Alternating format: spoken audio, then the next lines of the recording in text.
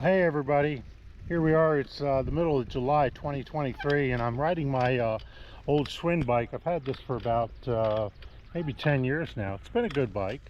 It's got some creaks and some rattles in with it, but it still does pretty good.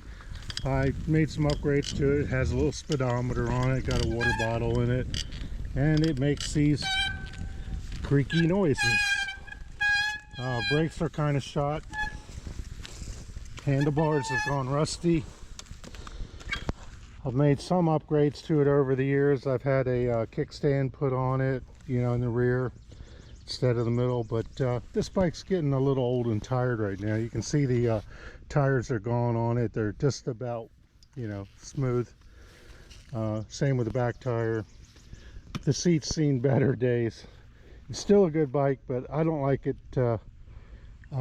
ride around the neighborhood. So what I'm going to do is go ahead and think about upgrading this bike. All right, so before I go ahead and make a decision on what kind of bike I'm going to get to replace my old Schwinn bike here, I want to take a look at how I use this bike.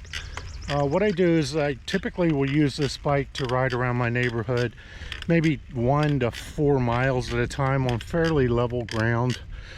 Sometimes I cut across yards or the backwoods here and there, but I wanted to basically make sure that what I get is going to suit me for, you know, how I'll be using it. The way I'll be using it is, you know, just a few days a week. You know, very light use. I have a electric bike that I use for like my real, what I call serious bike rides, and that works well. So I'm going to take a look at what's out there on the market. I've already made a decision on which bike I'm going to get, so it might not be a surprise to most, but I'm basically looking for like an entry-level quality bike that'll stay with me for years and years and be able to use for many different things. All right, let's take a peek at seeing what I've made a decision on.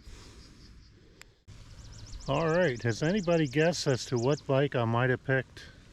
It's got to be something that's pretty versatile, okay, and going to be rugged and reliable for a long time.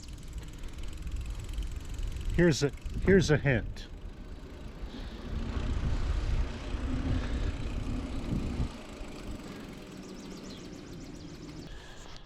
All right, so after all those great guesses, here's what I ended up with. I wanted to get something that was going to be a good road bike, a little bit of riding across yards and woods and such, and here's what I ended up with.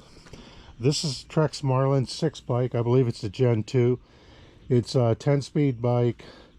It's pretty solid, and I've only had it for a day now, and a couple things I need to adjust with it. The bike is kind of, you know, when I originally got it, I asked them to put a kickstand on. It's sitting a little low. I don't like the bike leaning that much, so I'm going to adjust that back up. I had them also put a little mirror on for myself so that when I'm in traffic I can you know, see who's coming up behind me. And I had them put a little speedometer. I call it speedometer, they call it computer today, but those were minimal upgrades to the bike, but no, it does pretty well. One thing I do not like about this bike, that after one day of having it rides smooth and everything, but for those of you guys who, you know, ride bikes back in the day, when you are sitting on the seat, and you'd learn how to steer by shifting your weight. This bike here, the amount of turn you get on the front wheel is almost unlimited, it seems. I mean, it's limited by your cables, but that kind of concerns me. I don't think a bike should ever really go more than a certain amount on here. What that amount is, I don't know, but that's the only thing I don't like about the bike so far. Otherwise, it's a pretty good bike. There are a lot of other reviews out there on YouTube and other places about these Trek Marlin 6s. So I want to hear what you guys have to say about it. Put it down in the comments and let me know your thoughts. Okay? Well, thanks for watching, everybody. Have a great day and take care.